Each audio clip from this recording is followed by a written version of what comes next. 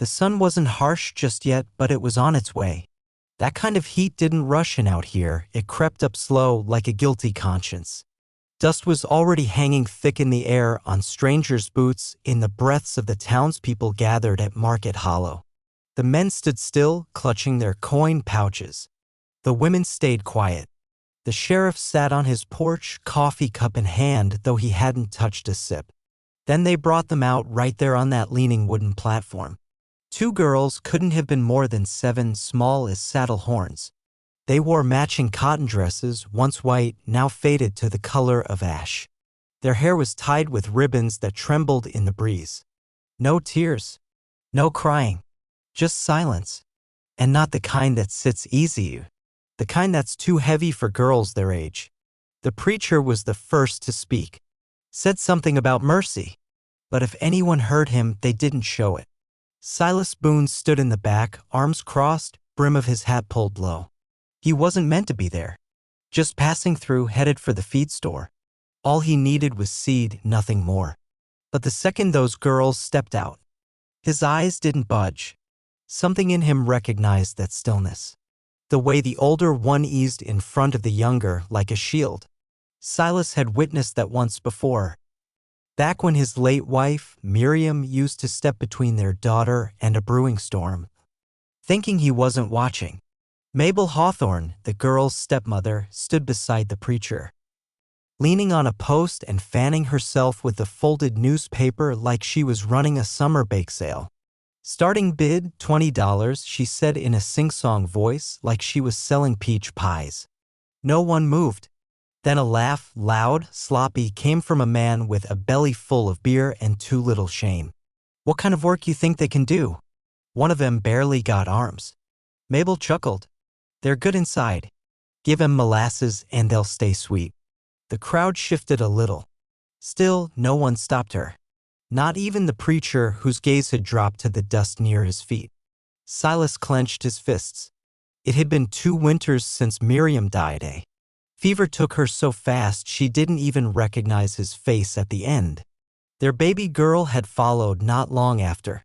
He hadn't shed a single tear since. Not until this moment. Something flared hot beneath his ribs. 25, the drunk slurred. 30, shouted one of the Cleveland's boys. The kind who kicked dogs and raised fists at women. Mabel grinned. Now we're getting somewhere. 40, Silas said, stepping forward. Heads turned. Murmurs spread through the crowd. The sheriff pushed up from his chair but made no move to interfere. Mabel narrowed her eyes. Well, I'll be. Silas Boone. Thought you were long gone. He didn't acknowledge her. 45, Cleveland's barked. Silas kept walking, boots dragging heavier with each step. 50, Cleveland's growled, bitterness rising. You don't even got a wife anymore. I've got a house, Silas said, steady as stone. And a name. Do you? A few in the crowd chuckled under their breath. Someone coughed. Mabel's fan froze midair. She gave the preacher's arm a little tap. Well, seems we got ourselves a proper gentleman now. The preacher hesitated. Is this even legal? Mabel smiled wider. There's no law against taking in your kin. He's their cousin, ain't you, Silas? He looked up at the girls. The younger one was clutching an old ribbon, torn at the edge, stained dark red. Still no words. Not even a blink. I'll take them, he said quietly but with certainty. Before someone else shatters what little they've got left. Sold. Mabel chimed, stepping down before anyone had time to argue. Silas approached the platform and helped the girls down, slow and careful, making sure not to spook them. Their arms were thin as dry stalks, cheeks sunken in. The bolder one stared him right in the face. Didn't trust him, but didn't back away either. You got names? He asked softly. They didn't answer. He nodded once. We'll figure it out later. The 3 of them headed toward his wagon, their shadows stretching long across the dirt. Behind them, Mabel lit a cigarette, smirking like she'd just won a game no one else knew they were playing. Across the street, a man in a dust-colored coat leaned against a water trough, chewing on something dark. He watched them go with a slow patience that didn't quite match the hunger in his stare. The road out of town was narrow and bone-dry. Silas never glanced back. But the girls did. Once. Then not again. By the time they reached the tree line, the sun was beating down like a punishment. He passed his canteen to the older girl. She didn't drink first. She handed it to her sister. That choice settled into Silas's chest like something sacred. "You'll ride in back," he told them gently, lifting both girls into the wagon. "It's not much, but it won't bite." Still no words. But the younger one curled up beside a sack of oats, closed her eyes, and let go like sleep had been chasing her all week. Silas clicked to the horse. The wheels groaned. The prairie stretched out wide in every direction. He didn't ask about their past. He'd seen enough horror to guess the rest. But when he looked over his shoulder, the bold one wasn't watching the landscape. She was watching him, not like a child, like someone ancient, like someone sizing up a threat.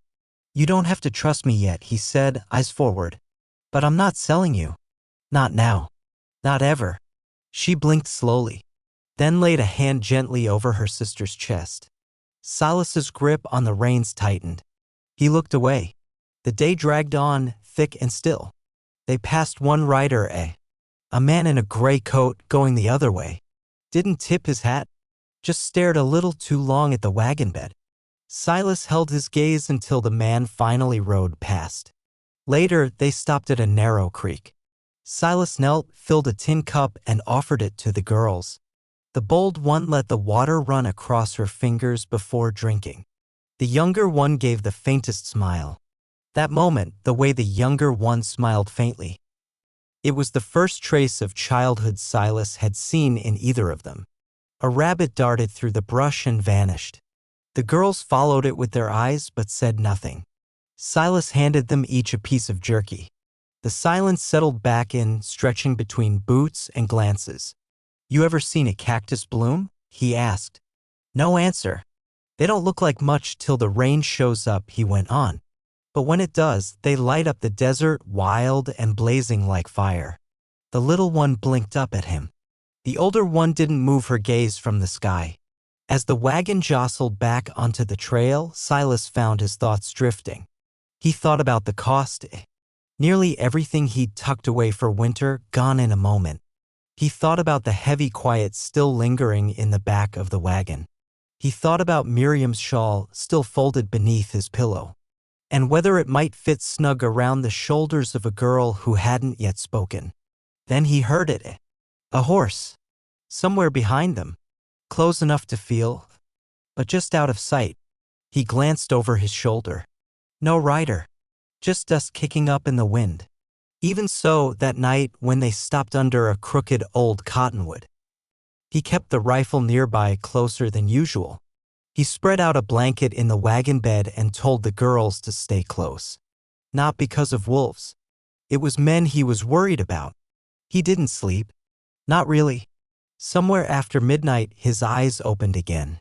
The older girl, still as stone, was sitting up, staring out toward the ridge. "You all right?" he whispered.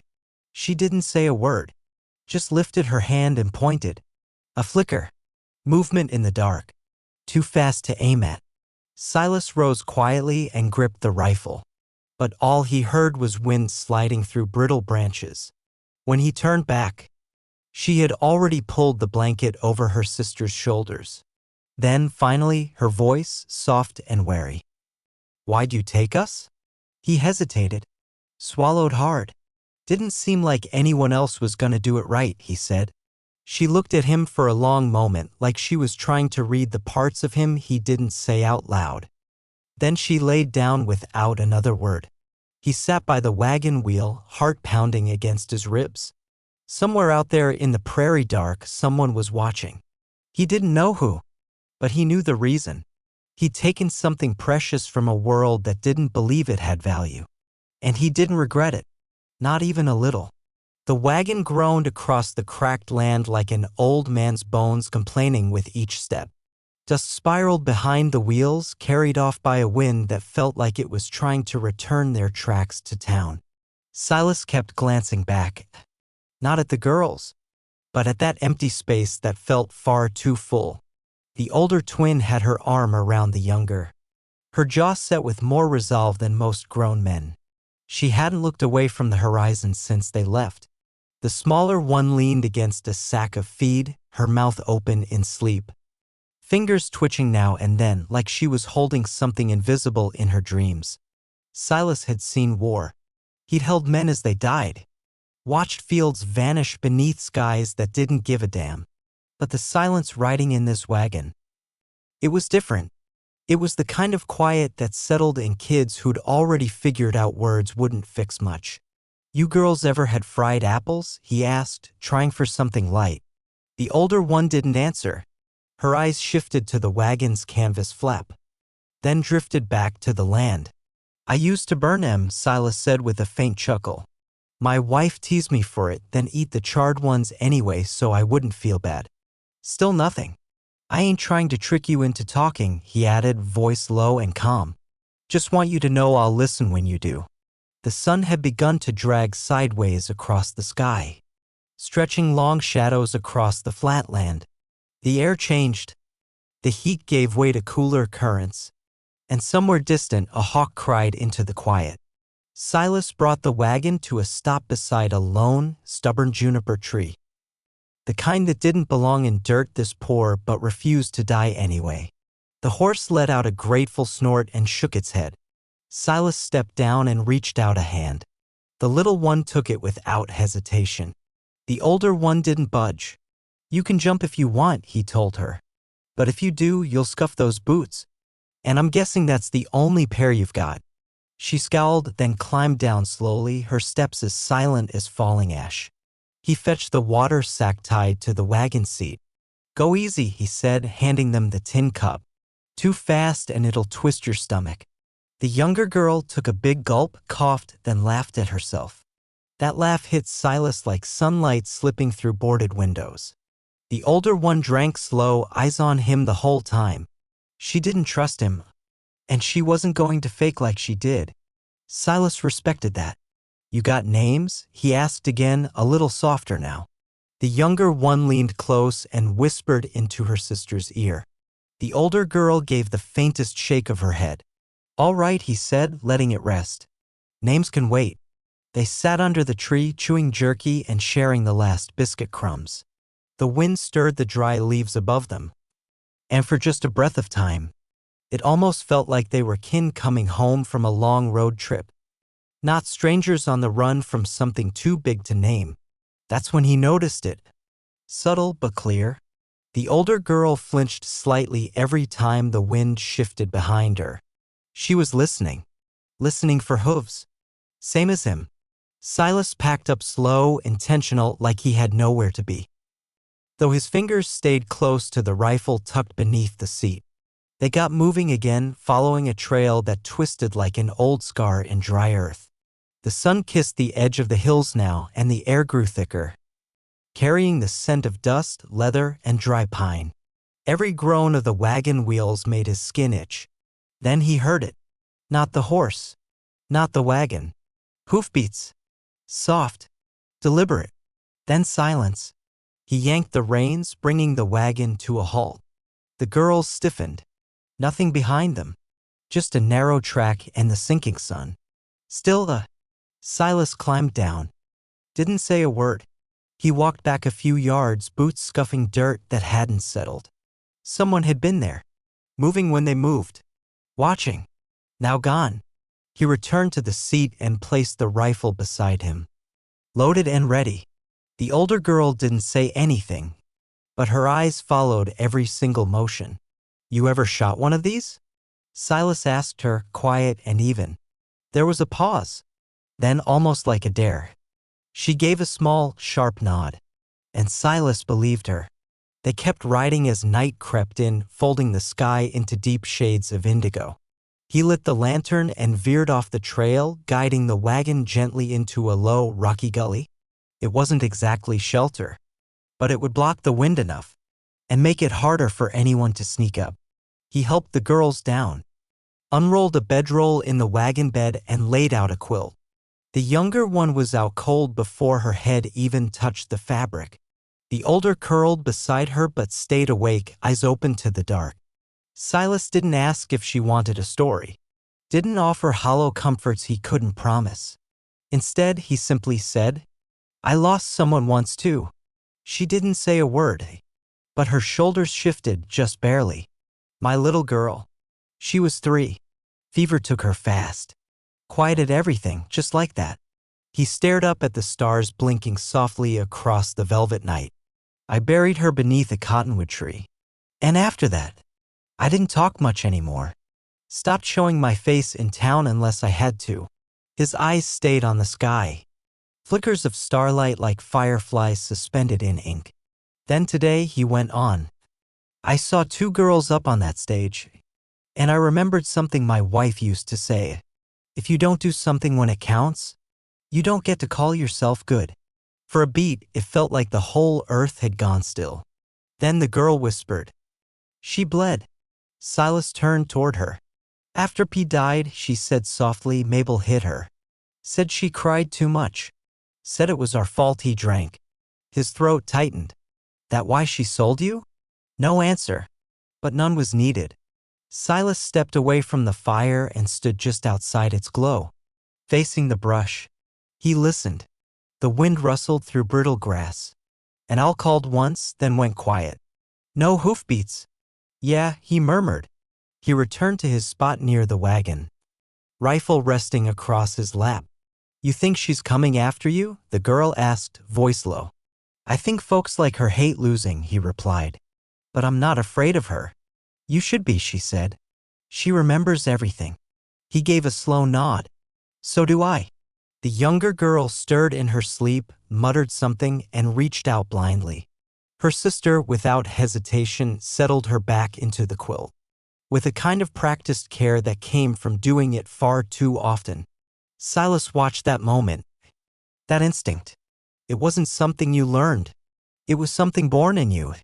Like a fire that won't burn out no matter how long the night. You've got a flame in you, he told her gently. The older girl glanced over. People try to put it out, he added. But if you keep it burning right, it could light up this whole broken prairie. She looked away, but not before he caught something flicker in her gaze. Not trust. Not yet, but recognition. Then the wind shifted, and with it came a scent. Smoke. Cigar. Distant but real. Silas stood slowly and checked his rifle. Moonlight slipped along the edge of the rock wall, throwing long, thin shadows across the ground. He wasn't imagining it. Someone was out there, lurking, waiting. He'd seen the kind of stillness before. Back in the war. The kind that didn't strike right away. It waited, let fear soak in first. Back at the wagon, the older girl hadn't moved. But her eyes were wide open, locked onto the dark. You don't have to be strong every second, Silas said softly. She blinked. But if you are, he added, you won't have to do it alone anymore.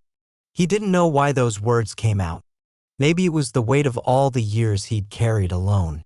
Maybe the quiet had finally carved something loose in him. Or maybe, deep down, he'd already figured out, this wasn't just about saving someone. This was something deeper, something shifting inside all of them. The fire crackled, the cold pressed in, and overhead, the stars said nothing. Silas stayed awake most of the night, eyes scanning the dark, hand never far from the rifle. But his thoughts kept drifting back to the 2 small shapes in the wagon bed. 2 girls he would have given his life for, before even knowing their names. By morning, frost clung to the wagon's canvas like breath on glass. The silence was thick as chimney smoke. Silas crouched near the fire, rubbing his hands together, eyes locked on the hills. Still nothing moved. But that didn't mean he felt safe. The wind had gone still too, still in that strange way that felt like it was waiting for something. He heard a rustle in the wagon. The younger girl sat up first, hair a tangled mess, blinking herself into the new day. Her sister followed, rising slower, eyes sharp and clear. scanning the horizon. Silas handed them jerky and a piece of biscuit. "It ain't much," he said, "but it'll carry you to noon." The little one mumbled, "Thanks." The older said nothing, but she didn't glare this time. That was its own kind of progress. He hitched the horse in silence, but his thoughts wouldn't stop circling. There were hoofprints just behind camp, fresh. One rider, heavy step, hadn't come close, but had stayed long enough to leave a message. They didn't talk about it. Not yet. By midday, the wagon reached his land. It wasn't much. A weather-beaten cabin that leaned like it was tired of standing, and a barn half collapsed, whispering to the wind through its missing boards. Silas climbed down and gestured around him. "This is it," he said. "Doesn't look like much, but it stood through plenty." The older girl stood frozen in the wagon bed, not budging an inch. Silas pushed open the cabin door and motioned inside. "There's clean water in there," he said quietly. "A few quilts, too. You're welcome to them." Fern hesitated, then jumped down without a word. Her sister, Ivy, followed more slowly, eyes scanning every corner like she expected the ground itself to lie. Inside, the cabin was spare but tidy. A stove rested in the corner. A table stood nearby, lopsided with just one chair. A coat hung from a hook by the door, still carrying the scent of pine smoke and old ashes. The bed had been made with care. Silas had done that before he'd left for town. Out of habit, not hope. He struck a match and lit the lamp, placing it gently on the table. "You want to choose a room?" he asked. Ivy didn't answer, just walked past him like she hadn't heard. Fern, on the other hand, ran her fingers across everything. The windowsill, the edge of the table, the cracked enamel on the counter, as if she was trying to memorize it all in case it disappeared. She opened a small trunk near the foot of the bed and pulled out a crooked, one-eyed doll. Hugged it like it had called her by name. Later, while the girls moved through the little house, Silas stepped out onto the porch. The land stretched quiet around him, but not peaceful. The air held questions, and more than a few warnings. That afternoon, he found Ivy alone in the barn, curled up in a tight ball, knees tucked against her chest. She wasn't crying, but her face was drawn tight, like something inside her was straining not to snap. "You holding up okay?" he asked, voice gentle as he stepped inside. She didn't look his way.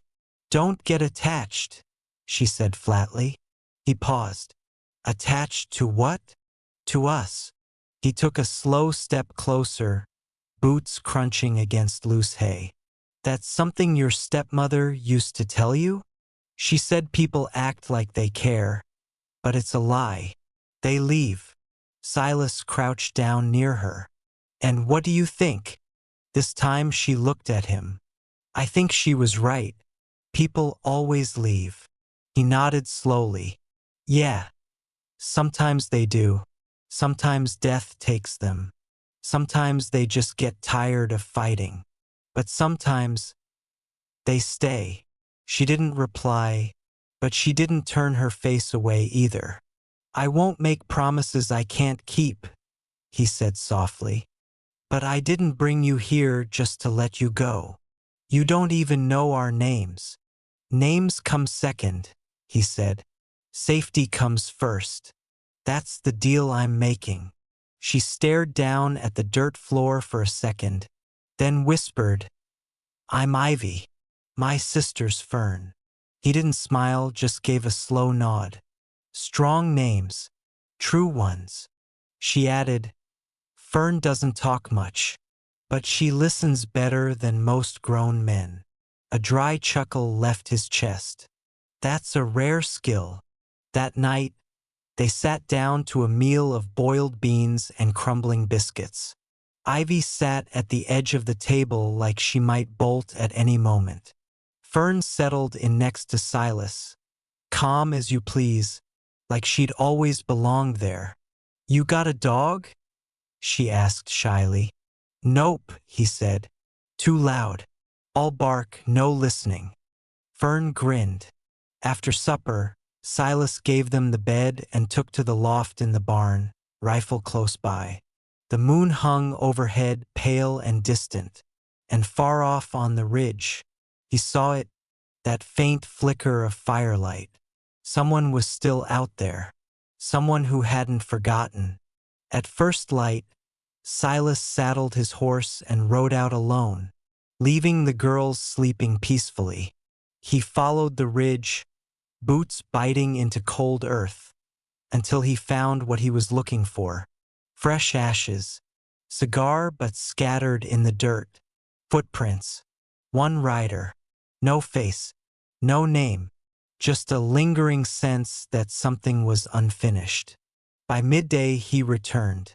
Ivy was already waiting on the porch. "You were gone," she said, voice steady. "I had to make sure you two were safe." She nodded, but something had shifted in her. A subtle edge in her voice, like the wind had tangled up with fear. Later that day, Fern was out behind the barn when she found it, a strip of red fabric lying limp in the grass. Silas took it gently from her fingers. It was worn, torn at the edge, same cloth as the blood-stained ribbon she'd clung to that first day. He met her eyes. "Was this yours?" She nodded. He asked, "Did you drop it?" "No," she whispered. "He left it." Ivy appeared beside her, her face hardening. "He used to come into our room. After P died, Mabel told us to stay quiet. Said no one'd believe us anyway." Silas's jaw locked. "You know his name?" "Bo Jarrett," Ivy said, flat and cold. "Big hands. Always smelled like whiskey and sheep powder." He didn't ask anything else. Didn't have to. For the next hour he worked. He hammered boards over the windows, checked the latches on the doors, loaded every bullet he had into the rifle. Not out of panic, but with a calm, surgical focus. Each nail driven in was an act of quiet fury. Measured. Deliberate. Ivy stood beside him the whole time, holding nails without question. She didn't flinch, didn't speak. "Thank you," Silas said when they finished. She looked up. "You believe us?" "I didn't bring you here for lies," he said plainly. That night, the wind howled through the rafters like something was coming for them. Fern cried in her sleep. Ivy didn't rest. She sat curled on the floor, carving knife in her hand, the one Silas had given her. He found her still awake just before dawn, sitting in the same spot, knife in hand. She looked up when he stepped inside, but there was no fear in her eyes. "You get any sleep?" he asked. "I'll sleep when he's gone," she replied. Silas nodded once. "Then let's make sure he don't come back." At sunrise, he rode into town. The sheriff was waiting outside the jailhouse, arms folded, eyes already narrowed like he'd seen this coming. "You bringin' trouble with you, Boone?" "Not yet," Silas said, "but it's closer than I like." He laid out the story plain and direct. No embellishments, just the truth. The sheriff listened, then exhaled through his nose. "You ain't got any real proof. Those two girls are all the proof I need. That won't stand up in court." "I'm not taking it to court," Silas said, voice firm. "I'll take it to the grave if that's what it comes to." The sheriff paused, then gave a small nod.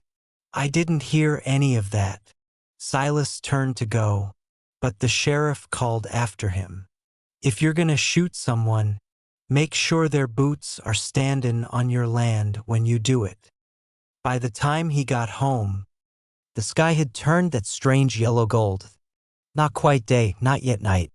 Ivy was already waiting near the barn. He was here, she said simply. Silas didn't need to ask how she knew.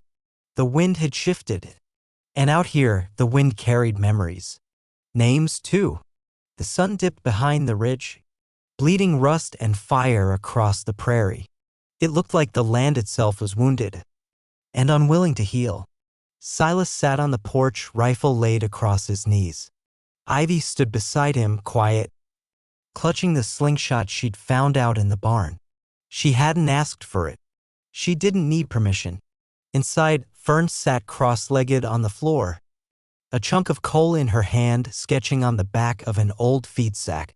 Silas didn't ask what she was drawing. She didn't show him. But now and then her little hand would pause, like she'd remembered something too hard to put down on paper. The wind kept tugging at his collar, bringing with it a whisper he didn't trust. "He's coming," Ivy said. Silas nodded. "You certain?" She pointed to the ridge trail. "No birds," she said. "That means someone's out there who don't belong." He studied her. "You talk like a tracker." "I used to be a kid," she said. "But Mabel sold that." There was nothing to say to that. He just rose, cinched his belt tight, and checked the chamber on the rifle. He had told himself he wouldn't take another life. Not after the war. Not after burying his wife with hands that wouldn't stop shaking. But some men made peace impossible. Bo Jarrett had crossed every line a man could. Selling girls was one kind of evil. Trying to take them back was worse. And Silas wasn't a preacher. He lifted Fern and led her to the root cellar under the kitchen. Showed her the latch, the knock pattern. How to be still even when she was scared. She looked at him with eyes that were too wise for her age. "You'll come get us?" "I'll walk through hell to do it," he said. She didn't cry, just gave a quiet nod, and disappeared under the boards. He and Ivy waited near the front steps. As the first hoofbeats cracked through the falling light, one rider, black coat, broad frame, a glowing cigar clamped between his teeth. He rode like a man used to getting his way. No hesitation, no caution. Silas stepped forward, rifle raised. "That's close enough." Bo pulled the reins, dismounted slow. The air around him seemed to recoil. Even the heat didn't want to be near him. "Well, I'll be," Bo said, voice dry as drought. "Didn't think you had a backbone, Boone." Silas didn't flinch. "Didn't think a man could still call himself one? After the things you've done." Bo let out a sharp, bitter laugh. "You think talking them girls makes you a hero? Mabel's the one signed him off. I'm just here to settle what's owed." "They're not property," Silas said. "They're children." Bo spat. "They're dead weight. And I always collect." His hand went for the revolver. Too slow. Silas fired. The sound cracked across the prairie like lightning. Bo stumbled, blood blooming across his shoulder. He cursed, dropped his weapon, and staggered back. Silas didn't lower his rifle. "I'll kill you," Bo hissed. "I'll burn your land. And I'll take that older one first." A sharp thud. A stone hit him square in the temple. He dropped to his knees, dazed. Ivy stood a dozen paces back. Slingshot drawn, arms steady, eyes burning. "You talk too damn much," she said. Bo let out a roar and lunged forward. Silas shot again, this time low. The bullet tore into his leg. Bo collapsed, screaming, dragging himself through the dirt, crawling, reaching, bleeding. Silas stepped closer, rifle aimed. But just as he braced to fire, Ivy grabbed his coat. "No," she said. "He doesn't get to die fast." They tied Bo up with a length of barn rope and dragged him beneath the old cottonwood. The same one where Silas had buried his wife and daughter. There was something poetic about it. But Silas didn't say that part out loud. "You ever seen what the prairie wind does to bones left out too long?" he asked. Bo, bloodied and dazed, glared at him through swollen eyes. "That's what you get," Ivy said, her voice calm and final, "for making girls afraid of daylight." Bo slumped forward and passed out. They didn't lay another hand on him, just left him there, half-conscious, tied tight, as the long shadows stretched and the coyotes began to circle. Back at the cabin, Silas pried up the floorboard. Fern peeked out wide-eyed. He gave her a nod. She scrambled up, ran to Ivy first, then flung her arms around Silas. "You didn't let him take us," she whispered. "Never," he said, sinking to one knee. "You hear me? Not ever." That night, they sat together on the porch, the girls wrapped in Miriam's old shawl, the stars heavy and low like they were listening. Ivy glanced sideways at him. "You kill him?" "No," Silas answered, "but the land just might." She nodded, slow and satisfied. "Good." Fern leaned her head against his arm. He didn't pull away. The night had turned cold, biting even. But none of them seemed to feel it. They'd made it through sundown, and something inside all of them had shifted. This wasn't just rescue anymore. This was home. 3 days rolled past, and no one came looking for Bo Jarrett. Maybe folks were too scared to find out what they already guessed. Or maybe Bo wasn't the kind of man people searched for, just the kind they whispered about after dark. By the 4th morning, the rope at the cottonwood hung slack, chewed through by prairie dogs or mercy. Silas never asked which. The girls never said his name again. Fern slept easier now, curled near the hearth each night beneath Miriam's quilt. Ivy still woke early, barefoot in the dirt, patrolling the edges of the land like she was keeping the past from getting back in. Silas patched the porch rail, fixed the old hinge on the door, and built 2 pine beds from the slabs he'd once stored for someday. Seemed that someday had finally come. He started making porridge in the mornings, topped with molasses just like Miriam used to, and when he handed them their bowls, the girls didn't flinch. They still watched him carefully, like wild things waiting for the trap to snap. But something was softening. The fear had started to crack. One afternoon, with gray clouds stacking over the hills, Ivy asked him, "Why didn't you leave us? You could have kept riding." Silas didn't reply right away. He finished stacking the firewood by the cabin, brushed the dust from his hands, and said, "Because this world's got too many men who walk away. What it needs is the kind that stay, even when it's hard, even when they're scared." Ivy gave a single, thoughtful nod. "You're not scared." He looked at her, then turned his gaze to Fern, who sat by the window drawing again, quiet and focused. "I'm scared all the time," he admitted. "But fear's not the problem. Quitting is." That evening, the sky didn't crack with thunder. It opened with light. Rain drifted down in soft ribbons across the field. Fern let out a squeal, kicked off her shoes, and ran barefoot through the wet grass, spinning like she'd been waiting her whole life to feel rain on purpose. Ivy followed her, slower, arms wide, face tipped to the clouds. Silas stood in the doorway watching, not saying a thing. He watched them live, watched them reclaim something that had been taken. Later that night, just after the last coals settled in the stove, the sheriff arrived. No badge, no papers, just a bottle of rye in one hand, and tiredness behind his eyes. "Got a letter from Mabel," he said, standing out by the porch like a man who didn't really want to come inside. "She's filed a complaint. Claims you stole property." Silas stared at him. "Girls ain't property." "I know," the sheriff said, "but the law don't always know what we do." Silas stepped down the porch steps. "So what now?" The sheriff scratched at his beard. "Bo Jarrett didn't make it home. Mabel's got no husband left, no real claim, and no one willing to stand behind her. That complaint? It's just ink drying on paper." He handed Silas the bottle. "You did right," he said, "even if the law don't say so." Then he turned, climbed back on his horse, and rode away without looking back. Silas held the bottle for a moment, then set it down on the porch rail. He didn't open it. Later that evening, Fern came to him with a drawing. Him standing between the 2 girls, a rifle slung over one shoulder, the sun blazing behind them. Silas stared at the sketch for a long moment. "I tried to get your eyes right," she said quietly, "but they still look too sad." He gave a small, crooked smile. They used to be worse. Ivy was sitting on the steps nearby, carving a shape out of driftwood. She didn't look up. Can we stay? Fern asked, barely a whisper. Silas didn't speak right away. He crouched down beside her, rested one knee on the floor, and placed his rough hand over her smaller one. I hope you do, he said. But if someday you want to go, I won't hold you back.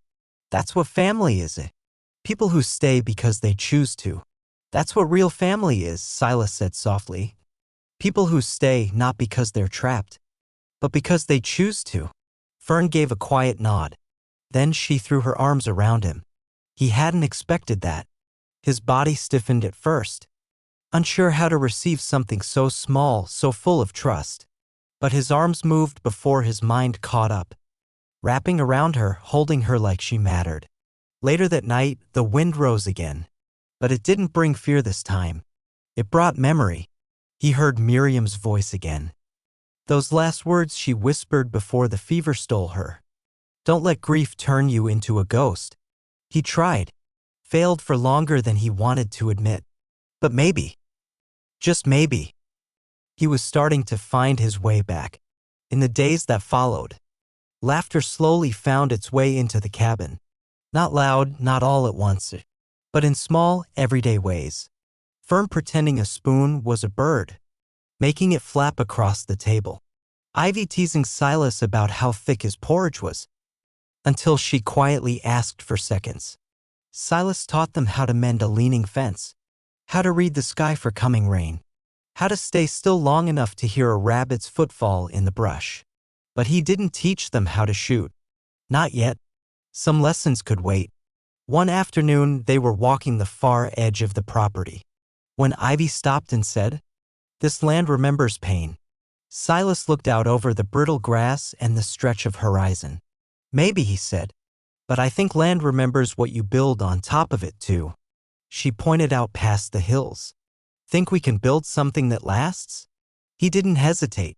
"We already are." That evening, as the sun sank and spilled gold and fire across the sky, Silas stood on the porch with his arms folded, watching the girls chase fireflies through the tall grass. That's when it hit him. Not like lightning, but like water rising slow and sure. He hadn't saved them. They had saved him. And that was the truth. If you're reading this now, or maybe hearing it, by the soft glow of a lantern, or sitting on your own porch under the stars, I want you to remember something. The world has a way of breaking people. Sometimes so badly, they forget they're worth saving. But it only takes one good thing, one hand held out, one kind word at the right time, and something shifts. A girl once told me, the wind doesn't forget names, and I believe her. But I also believe the wind carries more than memory.